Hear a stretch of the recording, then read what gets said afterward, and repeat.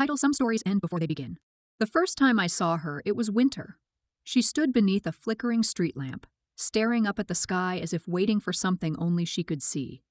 Snowflakes drifted down around her, vanishing before they touched her skin, while the city moved past without noticing her presence.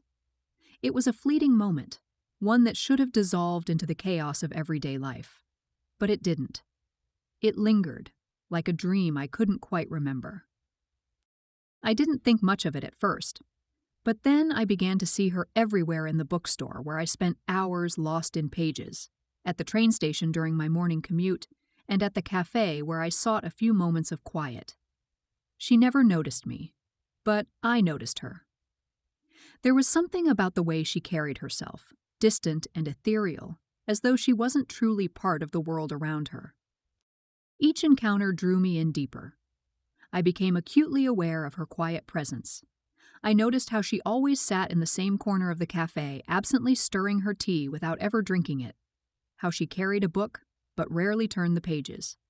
There was a story beneath her silence, something unspoken yet profoundly felt. I told myself it was just a coincidence, but some part of me resisted that explanation. It felt as though fate had placed her in my path, over and over, nudging me closer to a truth I wasn't yet ready to face. I should have let it go, but I didn't, and then, as suddenly as she had appeared, she was gone. Days passed. Weeks. I still went to the bookstore, but the seat by the window remained empty. I still took the same train, but there was no familiar face in the crowd. At the cafe, I glanced at the corner where she used to sit, only to find it vacant. I told myself it didn't matter. She was a stranger, someone I had never spoken to. And yet, the ache of her absence felt like a wound. It wasn't just the places she had been, it was the space she had occupied in my thoughts. She had become part of the rhythm of my days, a silent presence I had grown to anticipate without ever realizing it. And now, with her gone, I felt the weight of something unfinished. One evening, I saw her again, by the river where the lights of the city shimmered on the dark water. She stood at the edge of the walkway, holding a handful of paper. The wind tugged at the pages, scattering them over the river's surface. She watched them drift away, her gaze steady but filled with an ache that was almost palpable. I should have walked away, but I couldn't. I stood there, watching as she let go of something unseen, something I couldn't understand. The city buzzed around us, indifferent to the quiet sorrow in her stance. And for the first time, I considered speaking to her. Perhaps I would say something meaningless, something forgettable. But before I could decide, she turned and disappeared into the night, her footsteps barely audible against the pavement. I stayed by the river long after she was gone, staring at the ripples where her pages had vanished. What had she written on them? Regrets, perhaps? Goodbyes? Things left unsaid. The kind of things that could never be taken back. That night, I couldn't stop thinking about her. I told myself I wouldn't look for her, but the thought of her lingered, like a half-remembered melody. Days passed in routine, yet everything felt different. It was as if a door had been left ajar, offering a glimpse into something just beyond my reach. I started returning to the river, hoping without admitting it to myself that I might see her again. The city was vast.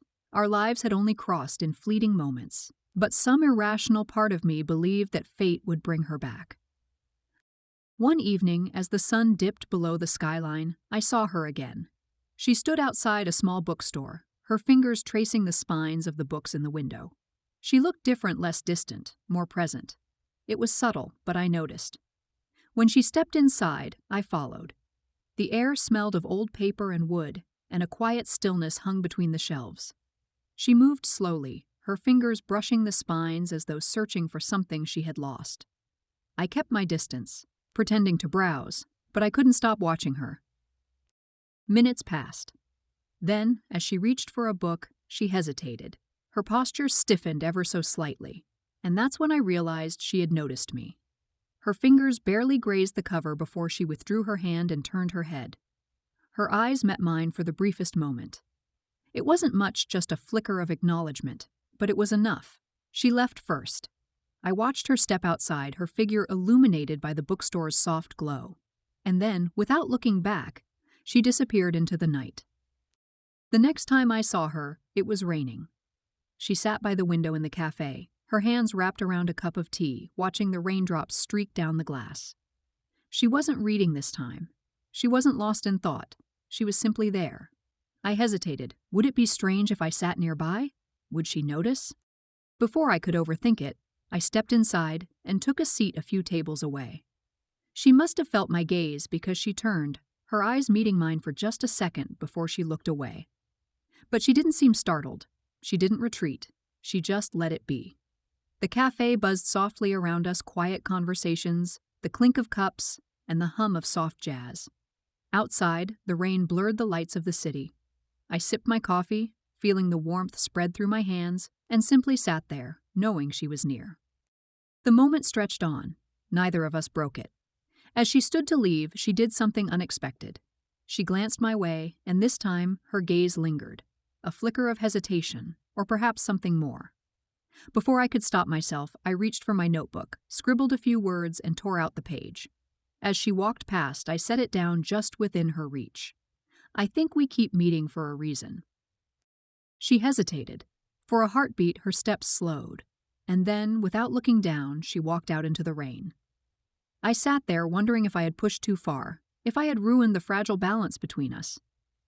But just before she disappeared from view, she paused at the doorway, turned slightly, and tucked the note into her coat pocket.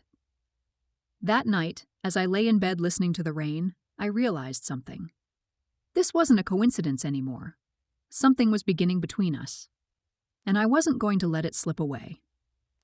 I told myself I wouldn't search for her, that it was foolish to linger on someone I didn't even know.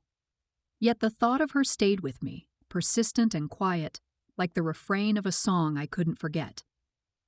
Days passed in routine, but the rhythm of my life felt altered. The city moved on around me, unchanged, but I was different. It was as though her presence had opened a door within me, revealing a glimpse of something I couldn't name but desperately wanted to understand. It wasn't just curiosity anymore. It was something deeper, something I didn't have words for. I found myself returning to the places where I had seen her, the bookstore with its dusty shelves, the cafe with its warm lamplight, and the river where she had released her paper secrets. I told myself I wasn't looking for her, but I couldn't deny the quiet hope that flickered each time I turned a corner or entered a familiar space. It was irrational, I knew. The city was vast, and she was just one person among millions. But hope isn't always rational. One evening, as the sun began to set behind the skyline, I found myself wandering aimlessly. The streets were bathed in the golden glow of dusk, the kind of light that softened the city's edges and made everything feel just a little more alive. I wasn't thinking of anything in particular, my feet carrying me wherever they pleased. And then, as if guided by some unseen force, I saw her again. She was standing outside a small bookstore, her fingers lightly tracing the spines of the books displayed in the window. The sight of her stopped me in my tracks. She looked different somehow, less distant, more present. There was a quiet focus in the way she moved, as if she was searching for something specific, something important. I stood there, hesitant, unsure of whether to approach her or let her be. But when she stepped inside the bookstore, my feet moved of their own accord, following her through the door. The scent of old paper and wood filled the air, comforting and familiar. The bookstore was quiet, the kind of place where even the smallest sound felt intrusive. She moved slowly between the shelves, her fingers brushing lightly against the worn spines of forgotten stories. There was something unhurried about her movements, a kind of reverence, as though she was searching for a book that might hold the answer to an unspoken question. I stayed at a distance, pretending to browse, but my eyes kept drifting back to her. Minutes passed. She picked up a book, flipped through its pages absently, then placed it back on the shelf without really looking. Her movements were tentative, hesitant, like someone unsure of what they were searching for, or perhaps unsure if they even wanted to find it. I felt a pang of something I couldn't quite name, a mix of longing and sadness. She seemed so far away, even now, even as I stood just a few feet behind her. And then, as she reached for another book, she hesitated. Her posture stiffened ever so slightly, and it took me a moment to realize why she had noticed me. or perhaps she had known all along. Her fingers barely touched the book's cover before she withdrew her hand and turned her head. Our eyes met for the briefest of moments, a flicker of connection that was gone as quickly as it came. But in that fleeting instant, something shifted. I wasn't just a stranger in the background anymore. I was someone she had seen. I felt my pulse quicken, a rush of uncertainty and anticipation washing over me. Would she leave? Would she ignore me? But she did neither. Instead, she turned back to the bookshelf, her gaze lowering as if lost in thought. It wasn't much, just a moment, a flicker of acknowledgement, but it was enough to keep me rooted in place, my heart pounding in my chest. She left the bookstore first, her figure briefly illuminated by the soft glow of the store's lights, before she disappeared into the evening. I stood there for a long time after she was gone, staring at the space where she had been. The quiet of the bookstore felt heavier now, the air thick with unspoken questions. I wanted to follow her, to say something, anything, but my feet refused to move. Instead, I replayed the moment over and over in my mind, wondering what it meant. The next time I saw her, it was raining. She was sitting by the window in the cafe, her hands wrapped around a cup of tea, watching the raindrops streak down the glass. She wasn't reading this time. She wasn't lost in thought. She was simply there, her gaze distant yet steady, as if she were watching the rain not for what it was, but for what it reminded her of. I hesitated at the door, unsure of what to do. Would it be strange if I sat nearby? Would she notice me again? The question swirled in my mind, but before I could overthink it, my feet moved forward, carrying me inside. I took a seat a few tables away, just close enough to see her but not so close as to disturb the quiet space she seemed to keep around herself. She must have felt my gaze because she turned her head slightly, her eyes meeting mine for just a second before she looked away. But this time, she didn't seem startled. She didn't retreat. She simply let it be. The cafe hummed softly around us, the quiet murmur of conversations, the clink of cups, and the soft strains of jazz playing in the background. Outside, the rain continued to fall, blurring the lights of the city beyond the window.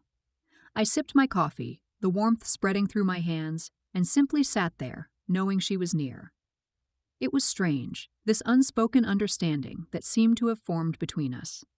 We were still strangers, and yet there was a thread connecting us now, something fragile but undeniable. The moment stretched on, neither of us making a move to break it. There was a kind of comfort in the silence, a quiet presence that spoke louder than words ever could. And then, just before she stood to leave, she did something unexpected. She glanced my way, her gaze lingering for a moment longer than before.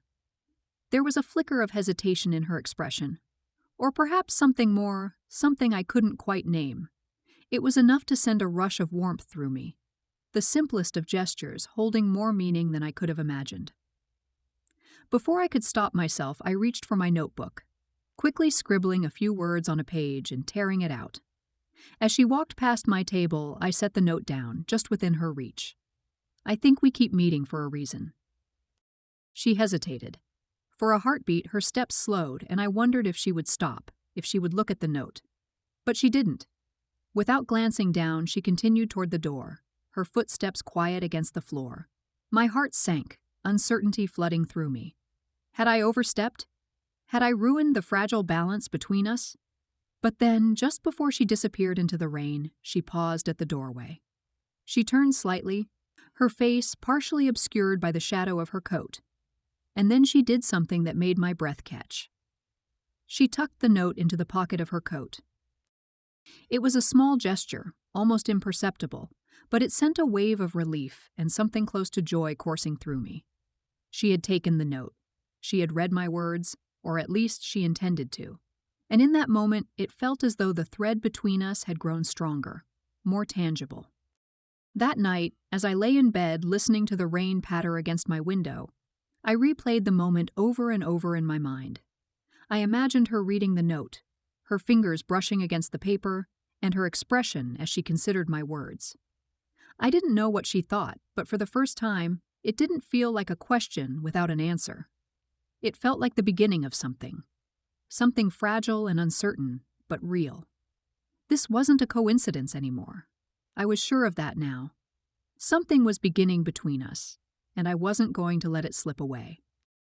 The days stretched into a quiet blur, each moment threaded with anticipation, though I tried to tell myself otherwise.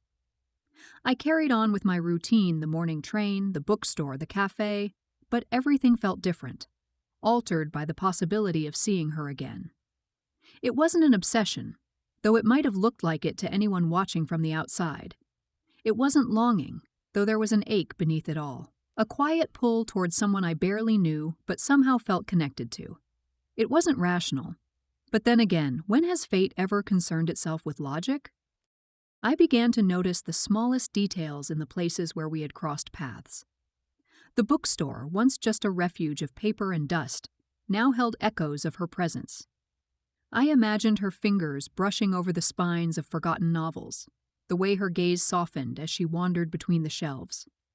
The cafe, once a quiet escape from the city's noise, now felt imbued with something more.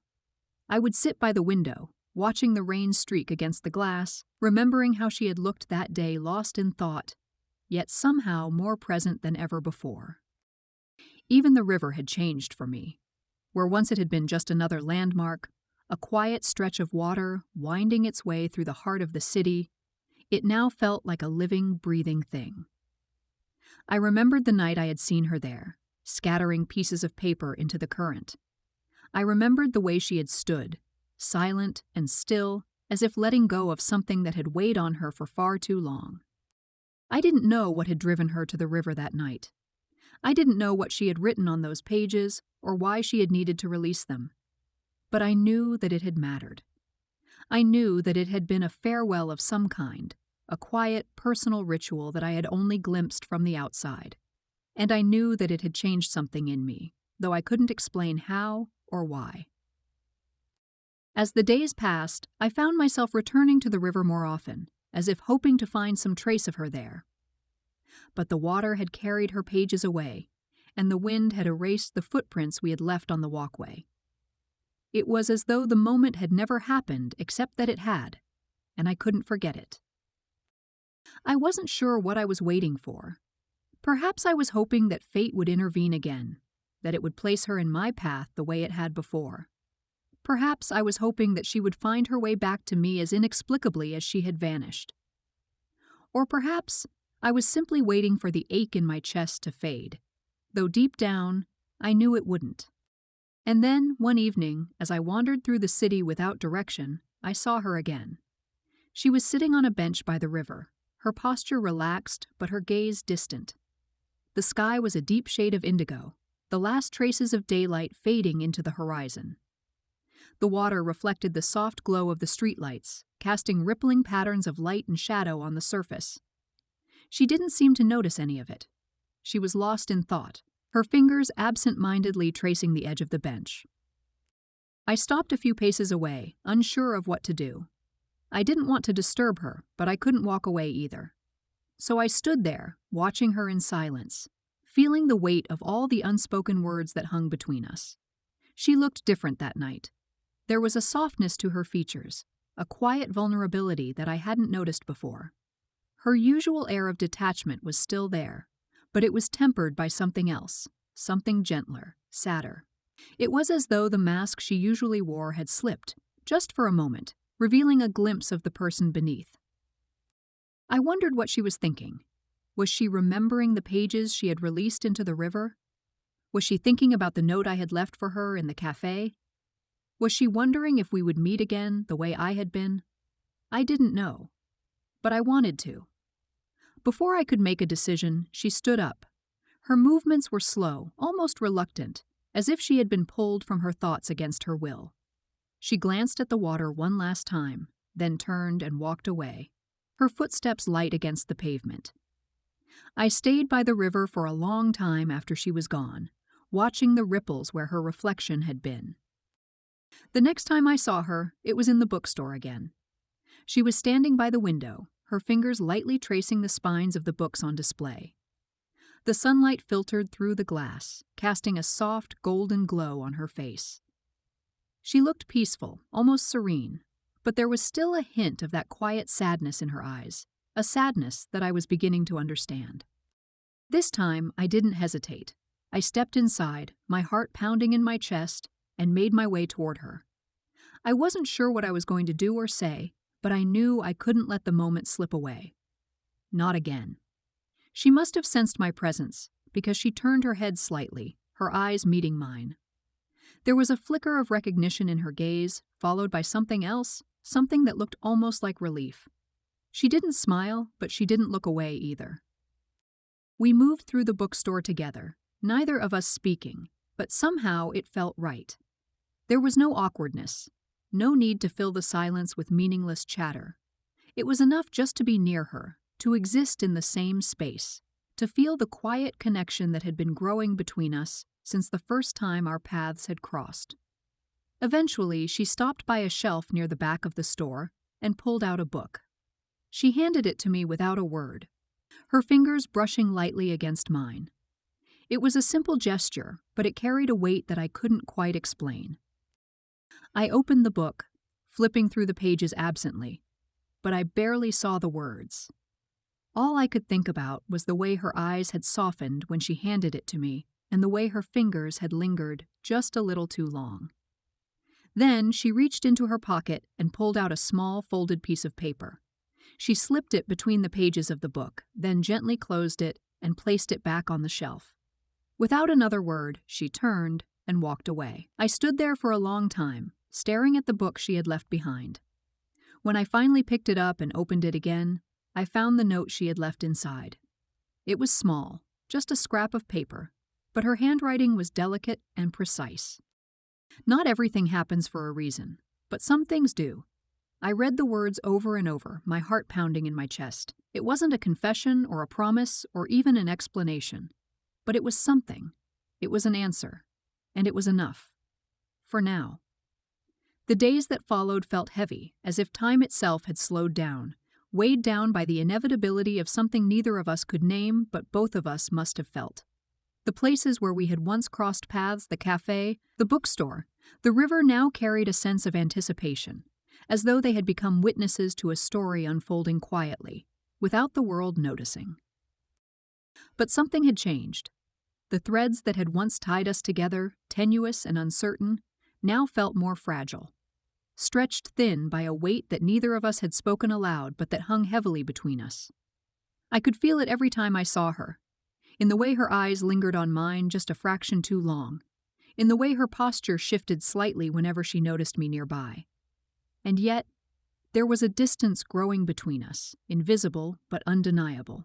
A distance I didn't understand, though I could sense it deep in my chest, in the hollow ache that had taken root there. It wasn't just the space between two people who hadn't yet spoken. It was something deeper, something that felt like inevitability. I began to notice the signs, though I tried to ignore them at first. The way her steps seemed slower, as though each one took more effort than it should. The way her hands trembled slightly when she thought no one was watching. The way her gaze, once distant but steady, now seemed to flicker uncertainty, as if she were searching for something just out of reach. I didn't know what was happening to her, but I knew that something was slipping away. I tried to convince myself that it wasn't true, that I was imagining things, that the distance I felt between us was just my own fear taking shape. But deep down, I knew better. I had always known that there was something about her that I didn't understand, something that had kept her apart from the world even as she moved through it. Now, I was beginning to understand what that something was, and it terrified me. I started to wonder if she had always known. If she had known, from the very beginning, that our story wasn't meant to last. If that was why she had been so distant, why she had kept herself apart even as fate seemed to draw us together. If she had been trying to protect me from the inevitability of what was to come. But if that was true, then it hadn't worked, because I was already too far gone. I had spent so much time watching her from a distance, piecing together fragments of her life from the quiet moments we had shared. And now, even without words, I knew. I knew that whatever time we had left was slipping through our fingers, and there was nothing I could do to stop it. The next time I saw her, it was different. She was standing by the river again, her figure silhouetted against the soft glow of the streetlights. The wind tugged at her coat, lifting the hem slightly, and her hair swirled around her face like dark ribbons. She looked smaller somehow, as though the weight of whatever she was carrying had finally become too much to bear. I stayed back, watching her from a distance, my chest tight with the unbearable ache of knowing that I might not have many more chances to see her. She was so still, so silent, that for a moment I wondered if she even knew I was there. And then slowly she turned her head, her gaze drifting toward the water. There was something final in her posture, something that made my breath catch in my throat.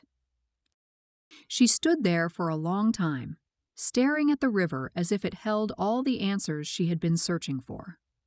The water moved slowly, reflecting the faint glow of the streetlights, and for a moment it felt as though time itself had stilled, holding its breath along with me. I didn't know what she was thinking, but I could feel the quiet, steady pull of something that had been building for a long time, something that was about to reach its breaking point. And then, as if answering an unheard call, she took a step forward. It was a small step, almost imperceptible, but it sent a jolt of panic through me. My feet moved before I could think, carrying me toward her with a desperation I hadn't known I was capable of. The ground felt unsteady beneath me, as though the very earth had shifted, and the sound of my footsteps seemed deafening in the silence. But she didn't turn around. She didn't move. She was slipping away, and I was too late. I didn't remember crossing the distance between us. One moment I was watching her from afar, and the next I was there, my hands reaching out, desperate to pull her back. But before I could reach her, she stepped back just one small, silent step, and the dark waters swallowed her whole. The moment collapsed in on itself, the weight of it crashing down around me like a tidal wave.